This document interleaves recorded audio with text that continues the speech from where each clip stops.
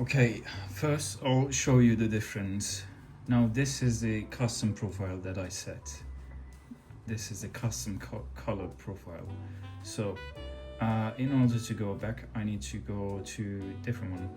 So you see, this is a standard MacBook Pro or any MacBook color profile. So this is a standard profile. As you can see, it's more grayish and saturated, right? So the first, you need to go to ColorSync. So in order to go back to profiles that you set before, this is the second step, but I'll show it right now to see you the difference.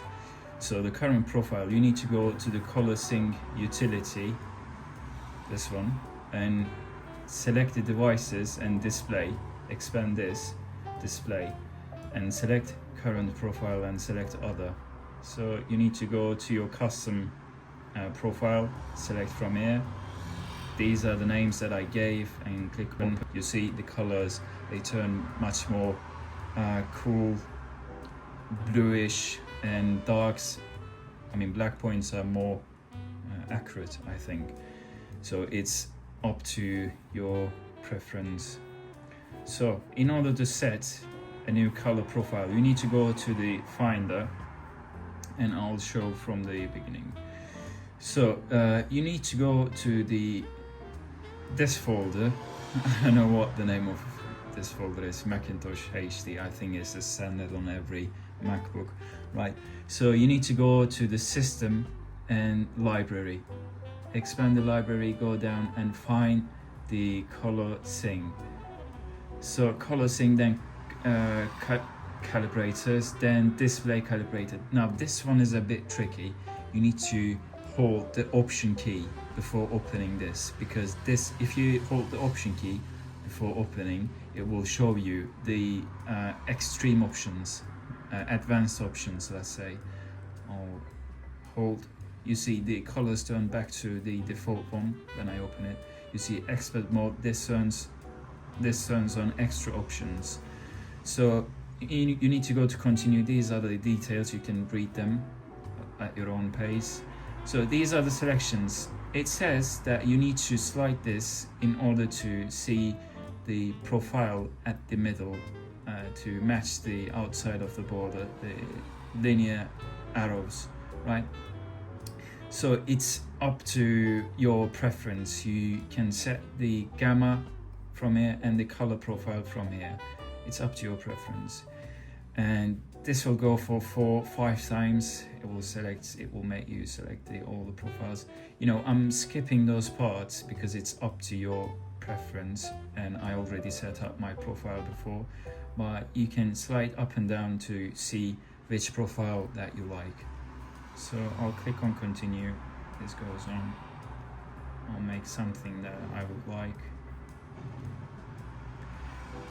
You know, I don't interfere with this one that much because it greatly changes all the colors, even if you slide a bit. The main thing that you should focus on this one, the left box, which plays with the white balance and the gamma, I think. So this one is a bit important. This is the target gamma, right? I set it to something like 2.4, 2.5, and the next one is the blue white point intensity, right? You can select to your liking. If you scroll that much, it will be too blue, and this is more saturated. So the best balance is like 6.7, 6.8. It's up to you.